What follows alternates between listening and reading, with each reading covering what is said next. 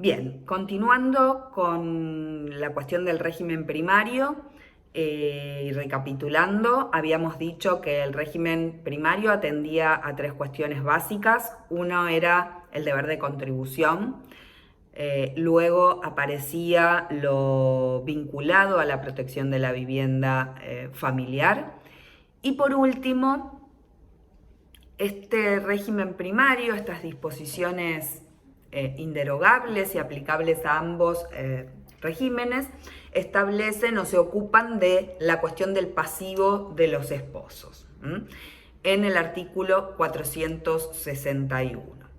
Este artículo establece como principio general la responsabilidad separada de los esposos, o el principio, como lo llama la doctrina, de irresponsabilidad de uno de los esposos por las deudas que el otro contraiga.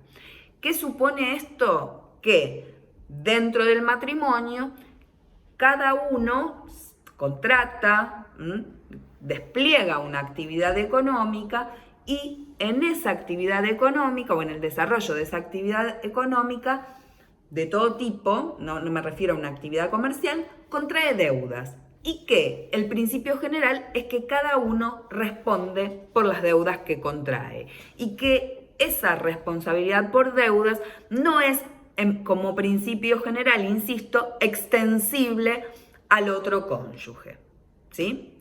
Sin embargo, dentro de lo que hace a este núcleo duro, el artículo 461 establece la solidaridad legal por las deudas que cualquiera de los esposos contraiga en relación a ciertas cuestiones específicas, que son las deudas que se contraen para solventar las necesidades ordinarias del hogar o el sostenimiento y la educación de los hijos.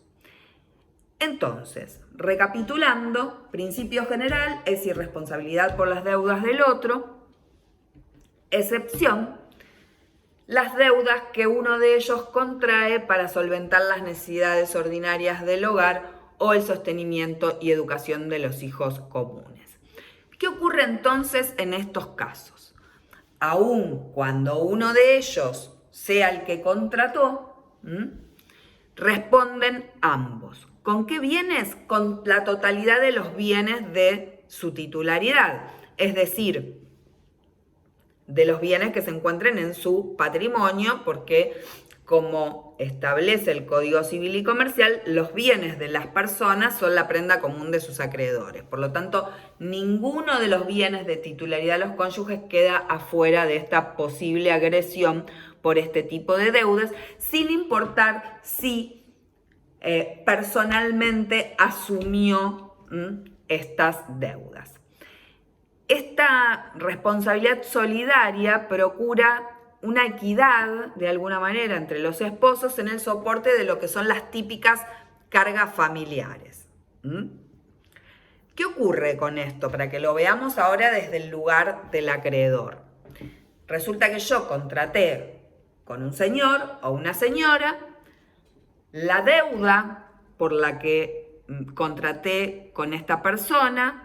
Entiendo que es una necesidad ordinaria del hogar, pueden ser muchas cosas, desde la compra en el supermercado, la compra de útiles escolares, la cuota de la escuela, arreglos indispensables en la vivienda familiar, en fin, digamos, esto va a depender, esto tampoco tenemos una enumeración en la ley de cuáles son esas deudas, por lo tanto, en cada caso habrá que analizar.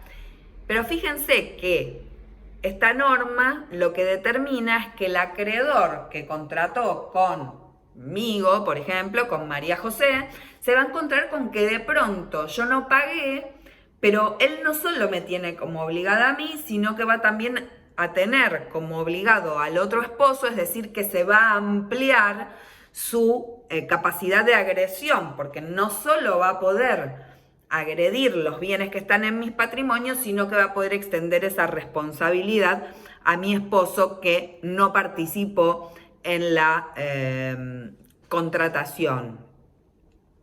Bueno, por ese motivo, digamos, es carga del acreedor probar que se trata de una de las deudas comunes o una de las deudas que están comprendidas en este concepto que tiene que ver con las necesidades ordinarias del hogar y el sostenimiento y educación de los hijos. Es decir, va a tener que él acreditar, va a pesar sobre él la carga de la prueba de acreditar que se trata de una de esas deudas y entonces de ese modo va a poder echar mano a la solidaridad legal y ampliar la garantía por la responsabilidad por estas deudas.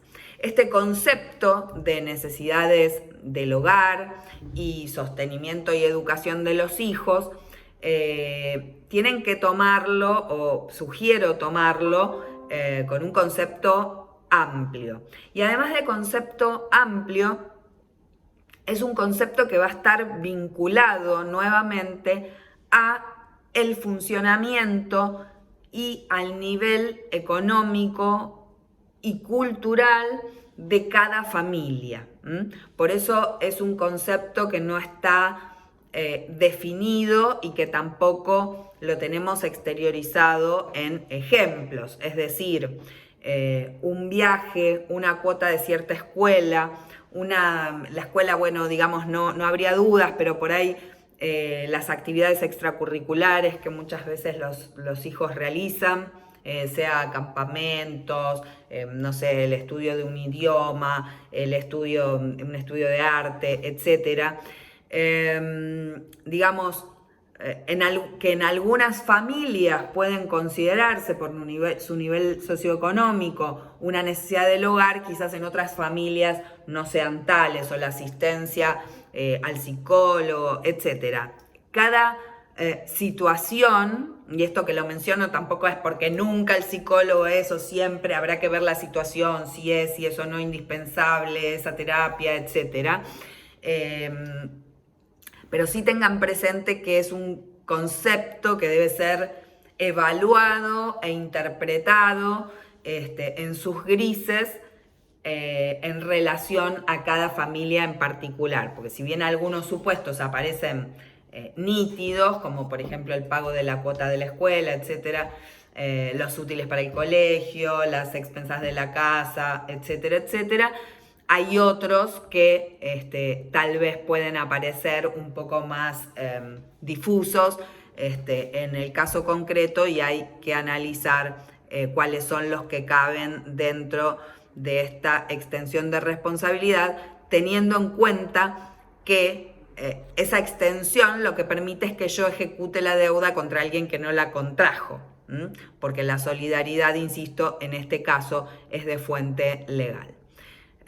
Bueno, con esto terminamos el régimen primario, y aunque el video ha quedado más corto de lo indicado, prefiero cerrar y abrir uno nuevo para otros temas.